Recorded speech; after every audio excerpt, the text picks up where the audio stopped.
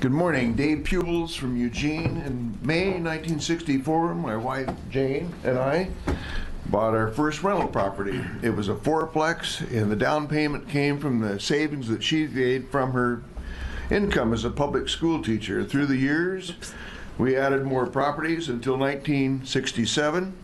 We reached 69 units, which is in 6 different apartment complexes. And these are the properties that we own and manage today. Next year, we will both turn 80. And one may ask why we would continue to do this when we could retire. But basically, we enjoy what we're doing. We have pride in maintaining our properties, and we find it pleasurable and energizing in maintaining relationships with existing tenants and meeting new prospects who want to consider renting from us. During our 53 years of apartment management, we have rented to more than 1,200 new tenants. In a large majority of cases, our landlord-tenant relationships have been excellent.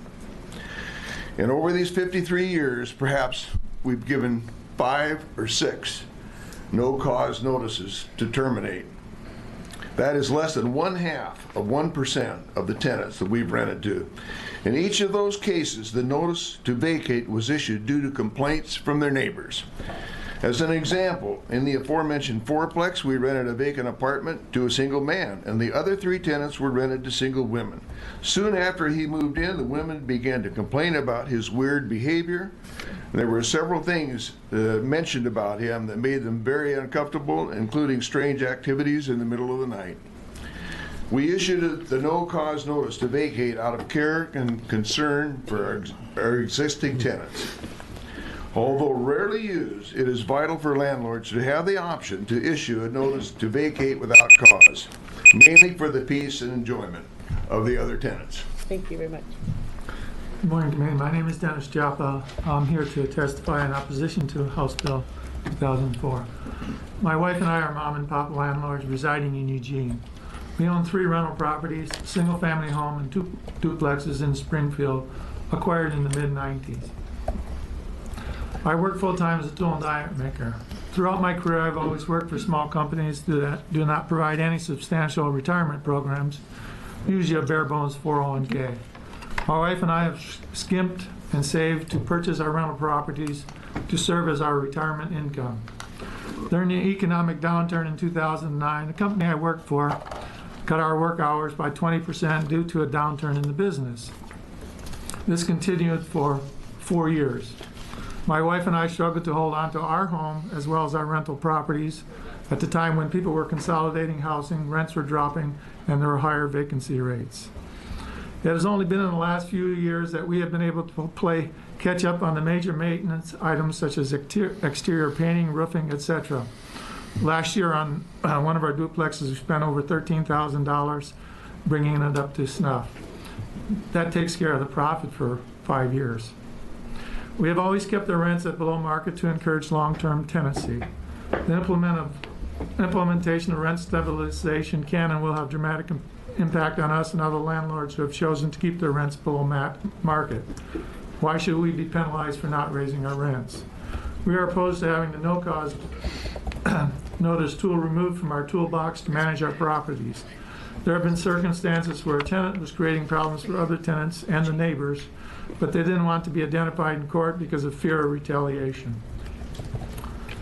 The issue of supply and demand for rental units will not be fixed by this bill. It does nothing to increase the supply. Please address the core problem. Thank you. Thank you. Excellent job.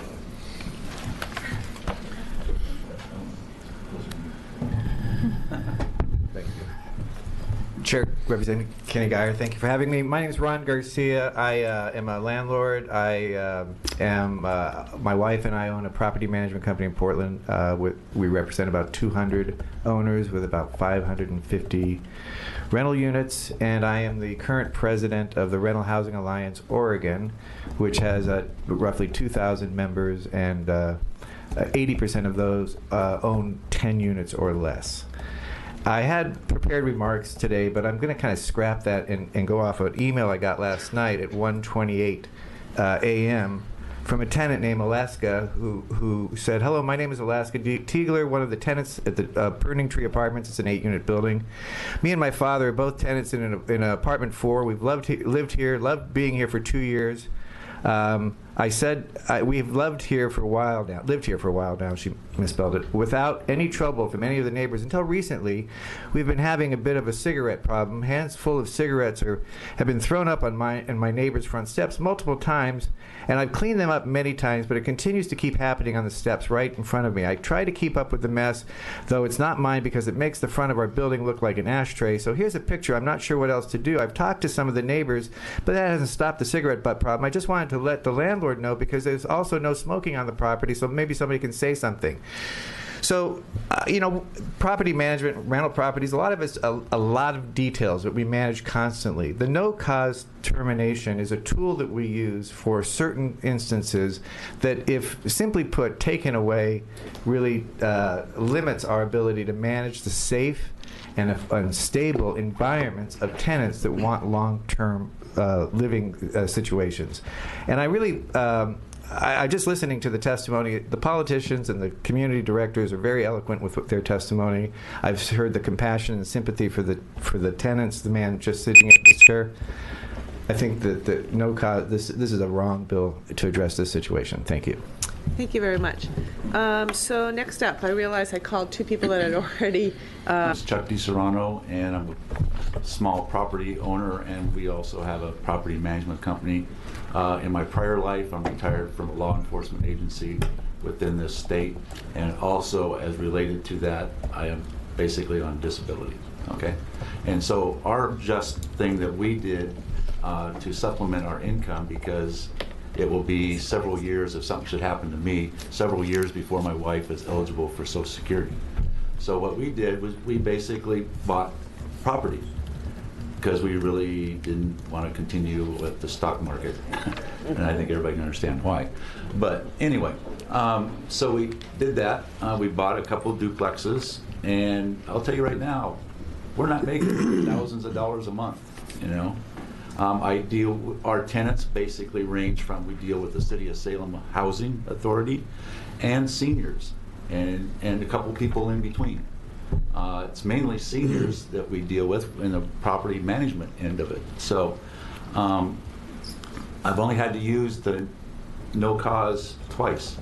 Once was basically because the only alternative to a violent situation in one of our buildings was for have the victim get a restraining order against the other tenant so the police could come in and take him out. Other than that, she had no option of what to do other than she did go spend the night at somebody else's house. Anyway, so that one wasn't really a show cause either, because I went in and talked to the gentleman and we came to an agreement and he voluntarily left. So on that. The second one was on a property that we manage where people, they basically were causing problems. And irregardless, I know if you give a show cause, you got to say who the person is that's reported them. Even in this no show cause, these people went out and thought these other people were, the ones that reported them, and so they started retaliating against them. Okay. So, Thank you very much. Madam Chair and Committee, I am Violet Wilson. I live in Kaiser, Oregon. I'm opposed to HB 2004.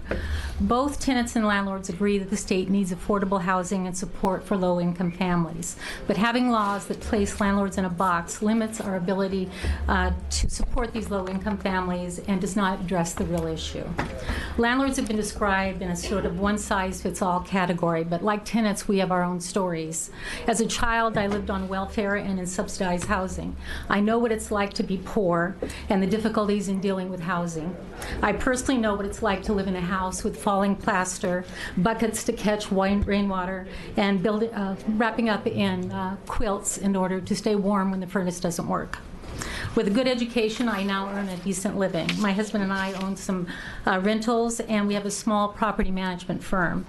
Most of my owners own 1 or 2 rentals, and it's part of their retirement income. They're not wealthy, and many of them need these funds to supplement their income. I've tried to be reasonable in raising my rents. I've taken risks on tenants with marginal backgrounds, but the difficult hurdles introduced by this bill would make that risk-taking impossible. This would make it more difficult for some tenants to find housing. Small, cheaper dwellings are in the highest demand for the poor. When a sewer collapse has happened to me recently, the cost is the same whether I have a small unit or a large unit, and I just don't have the reserves to pay for all the expenses and possibly have to pay for a tenant to leave. I have to make choices about whether to fix a unit or pay for the tenant to leave. I understand this bill is trying to give tenants more rights so they can maintain affordable housing, but the reality is that it will give tenants less choice because it will be more difficult and will drive rentals out of the market. Rents and security deposits will rise due to added costs, and some owners of rentals will sell out or become more restrictive in screening. And tenant opportunity for affordable housing will be less available. I oppose this bill. Thank you. Thank you. Kathleen Ashley, I'm a licensed property manager and served on the Homeless Task Force for Marion and Polk counties. I'm here today to speak on behalf of my tenants, their families, and the homeless population. Managing a low-income complex 50% comprised of individuals on some form of housing assistance, many of these individuals have special needs, physically or mentally challenged, or elderly. You often deal with disruptive behaviors that will not fit well in the general population, some unable to maintain clean standard of living by a normal definition, others creating damage or extreme wear and tear not normal to everyday use. When I met one particular tenant, she had no eye contact and was unable to communicate. Their guardian was there to speak on their behalf and informed me that they were bipolar and had gone off their medication. The guardian had spent their entire day cleaning this tenant's unit, trying to return it to what somewhat acceptable condition. These words were spoken to me in that day and have affected me for the rest of my life. Someday, I will get my sister back. Unfortunately, before 6 a.m., this tenant chose to knock on doors requesting items and getting belligerent when the wishes were not granted. Numerous complaints, repetitive occurrences, I had to ask the tenant to leave.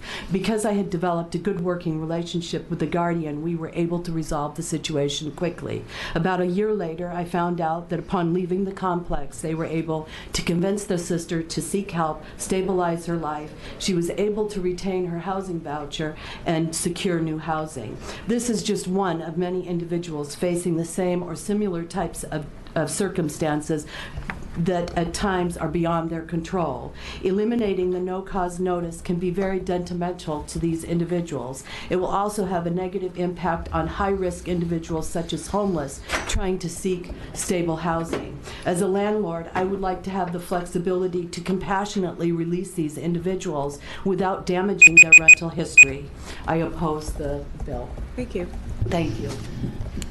Hello, my name is Scott Smith. Thank you for the opportunity to speak.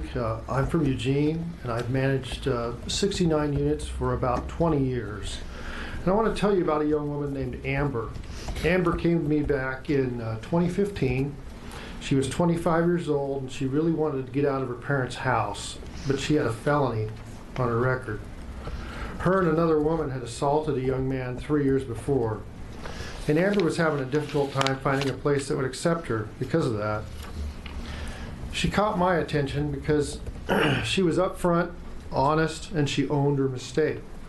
And we talked at length, and I verified her story with public records, and I was able to talk to her probation officer, and we got a little creative on giving her some accommodations on my screening criteria. I could have denied her, but I took a risk, and I rented a duplex to her. It's been a year and a half, and so far, Amber's doing good. She takes care of the home, she's getting along with the neighbors, and she pays me on time. And Amber continues to be grateful that I gave her a chance. I feel good that I was able to help her help herself. But sometimes it doesn't work out that way. Unfortunately, some people with problems in their past put on a nice smile for the application process, and once they move in, addiction issues reoccur, or maybe that bad relationship's renewed, or maybe they're just trying to deceive me in order to get a place to begin with. It doesn't matter. The neighbors start calling about the loud arguments, the fast driving, and the aggressive dogs running around. And pretty soon the neighbors are saying, hey, we're going to move if you don't do something. The concept of using no cause notices, or cause notices sounds good until you get to that issue of burden of proof. If you want to make cause notices usable for a landlord, adjust the burden of proof so it's on the tenant to prove that they in fact are not creating a cause. I oppose this bill. Thank you. Thank you. Hi, my name is Sean Lavelle. We have rent units in Washington County, 2 beds, run around about the 900 mark, so we're a little bit below the market. Some of the benefits to renters of the no cause. Firstly, it allows the landlord to accept a marginal application, whether it be from a bad rental history or no rental history, such as someone new into the rental market. Without the no cause, these applicants will have a hard time finding an apartment. Secondly, a no cause allows a tenant who has made a mistake and needs to be moved without being branded with an eviction under rental history. For example, some new students we had that got into a sparring match outside our apartments, and the police were called, and if they had to have been evicted, they would be branded with that. Thirdly, large rental organizations will be forced to include the cost of litigation for cause notices, add this cost into the rent, so all renters will pay for the bad actions of the few problem tenants. Eliminating no cause will not stop unscrupulous landlords. If legislature really wants to help, you can't solve a lack of housing by adding more red tape. Representatives, like I believe Tina Kotek, say they are doing all they can to provide more affordable housing. If that is true, show me the land you have zoned for the 110,000 new houses you say is needed.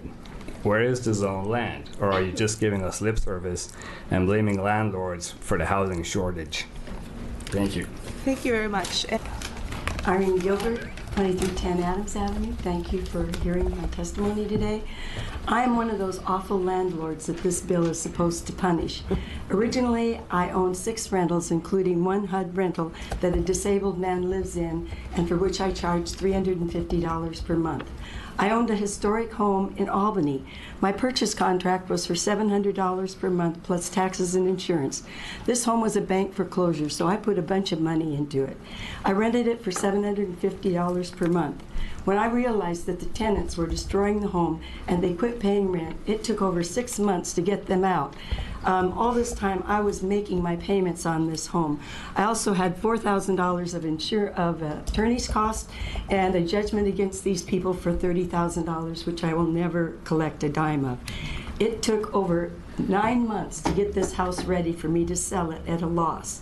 I then sold 2 additional rentals because I was not willing to face the nightmare of having bad tenants again. I still own 2 3-bedroom homes that I rent for $600 a month. Now, I put $16,000 in one of these homes last year for a new roof, fancy roof. I put $13,000 in a new hydro heating system for another one. And I can tell you that these properties will never be rented again, because when the current renters move out, I will be selling these homes. I'm not willing to deal with what I had to deal with in Albany. I also object to having to give 90 days notice.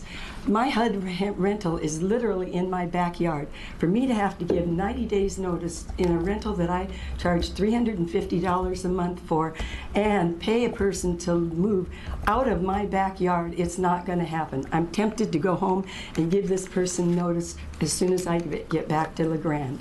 So that's the kind of thing you are facing. There's going to be fewer rentals as a result of this bill, as a result of people not being able to afford the risk. Thank you. I'm Jeanette Lockwood. I'm with Plus Property Management in Bend, Oregon. I am asking that you oppose House Bill 2004 and any other bill that is introduced or modified to affect rent control and the elimination of the no-cause notice of termination. Plus Property Management currently manages approximately 700 rental units in Central Oregon. Rent control would adversely affect renters and owners alike. Imposing a maximum rent increase per year will ensure that all tenants routinely get the maximum rent increase regardless if the market supports it. A large majority of the owners that I represent do not put their rentals at the max rent. They keep them undervalued so that their tenants stay. We have good tenants, we want to keep them. Owner costs change with property taxes, bond measures, and a variety of other reasons, but I do not see that legislation is going to limit these costs to the owners. Managing so many properties guarantees that there are times that we need to use a no-cause notice of termination. All tenants are entitled to the right to peacefully enjoy the property they rent. If there are circumstances that arise and one neighbor negatively impacts the other's ability to peacefully enjoy the property or thereby creates a livability issue for other tenants, this notice would be used to protect the privacy and rights of the other residents. If I am forced to serve only notices for cause, innocent tenants will be named and complaints will then become a part of the offending tenant's rental history. Imposing more regulations will discourage investors from building, buying, and retaining rental investments, which will significantly reduce the supply of rental properties in an already tight market. I urge you to work with community property managers and rental owners to find new solutions to address our housing crisis while still protecting the rights of both owners and tenants. Rent control is not the answer. Thank you.